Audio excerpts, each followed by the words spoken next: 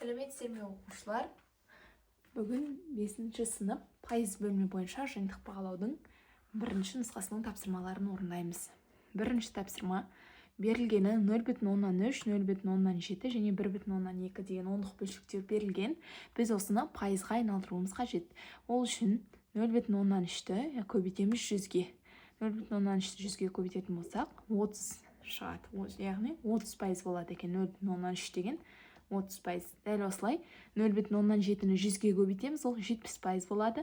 1,2-ні 100-ге көбейтеміз, ол 120% болады. Бұл бірінші есептің А тапсырмасы. Келесі бірінші есептің В тапсырмасында пайызбен берілген, біз бұны бөлшекке айналдыруымыз қажет. 5%, 30%, 75%.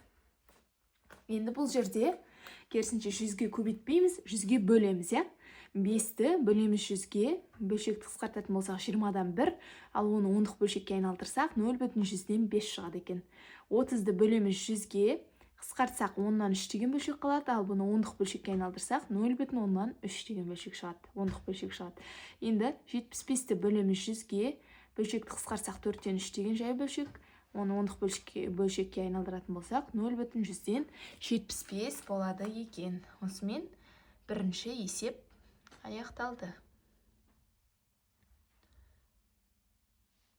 Келесі екінші есеп. Екінші есеп берілгені 72-нің 20% табу керек. Ол үшін біз 72-ні көбейтеміз 100-ден 20-ға. Ол тең болады 72 көбейту бөлшекті ондық бөлшекке айналдырғанда 0,2 шықты. Сонда 72-ні 0,2-ге көбейтсек, 14,4 деген сан шығады.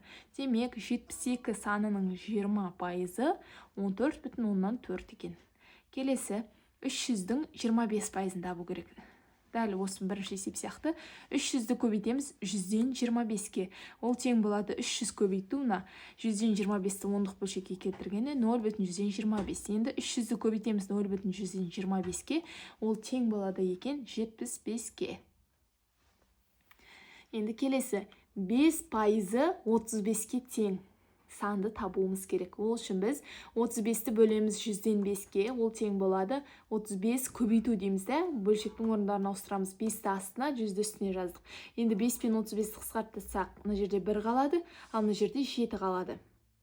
Енді 7 көбейту 100, бізде 700 болады екен. Сонда 5%-ы 35-ке тең сан, ол 700 екен. Енді 60%-ы 102-ге тең санды табуымыз керек. Ол үшін 102-ні бөлеміз 100-ден 60-ға тең 102 көбейту деп аламыз да, бөлшектің орнын ауыстырамыз. 60 төменге, 100-ді үстіне жазамыз. Сонда мына жерде қысқартамыз.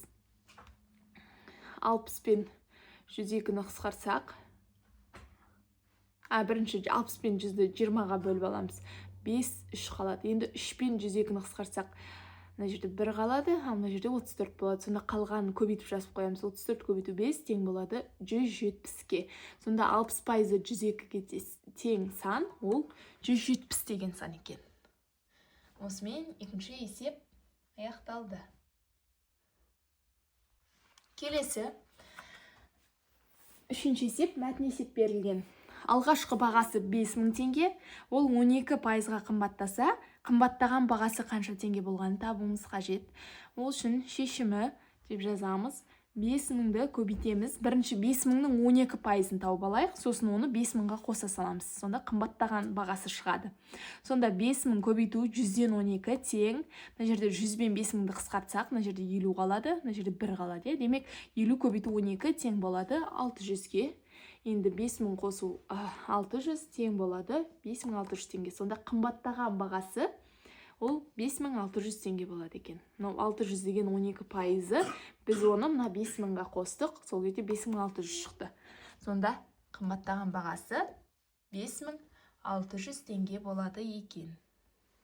Осымен үшінші есеп аяқталды.